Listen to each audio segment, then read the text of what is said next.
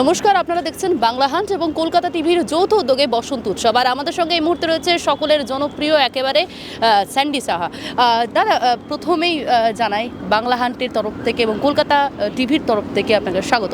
কেমন লাগছে আজকের এই যে বসন্ত উৎসবে এসে? ভীষণ ভালো লাগছে। হোলি আসলেই আমি তো এমনিতেই রঙিন থাকি, অলওয়েজ কালারফুল, তো হোলি মানে আরও বেশি, বসন্ত উৎসব মানে আরও বেশি রং থাকবে, আরও বেশি কালারফুল হবে।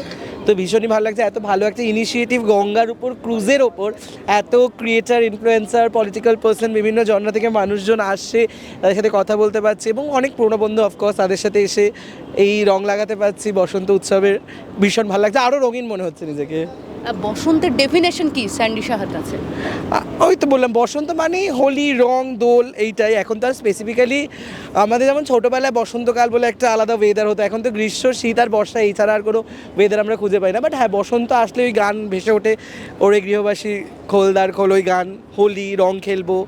এখন তো আর ওরমভাবে আমরা ছোটোবেলায় যেমন প্রচুর ব্যাটারি রং থেকে শুরু করে বিভিন্ন রকম রং খেলতাম, এখন তো পুরোটাই চেঞ্জ হয়ে গেছে। এখন সবাই আবির খেলছে, হার্বাল আবির সো কল্ড। তো সেইটা আমি লাস্ট 2-3 বছর ধরে না সিরিয়ালেই রং খেলছি।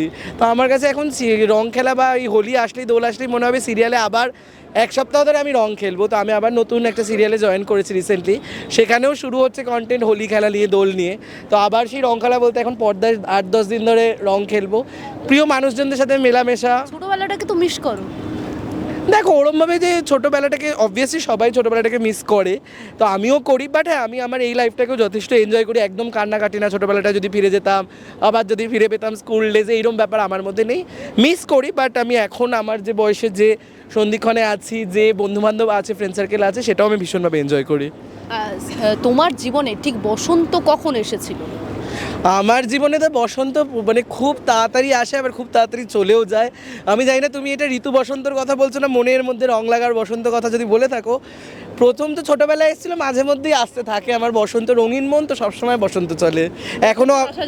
হ্যাঁ, খুব তাড়াতাড়ি। এখনও তো অপেক্ষায় আছে একটা বসন্ত যদি আসুক, রঙিন করে দেবে, অপেক্ষায় আছি। ক্যামেরার ওপরে যদি কেউ থেকে থাকো কমেন্ট করে জানাও আমার জন্য, যে আমার মনে বসন্ত জাগাতে পারে যদি কেউ থাকে এমন। একেবারে অসংখ্য ধন্যবাদ স্যান্ডিদাকে আমাদের সঙ্গে এতক্ষণ থাকার জন্য। বাংলা হান্টের আরও খবর দেখতে নজর রাখুন। বাংলা খবর মানেই বাংলা হান্ট।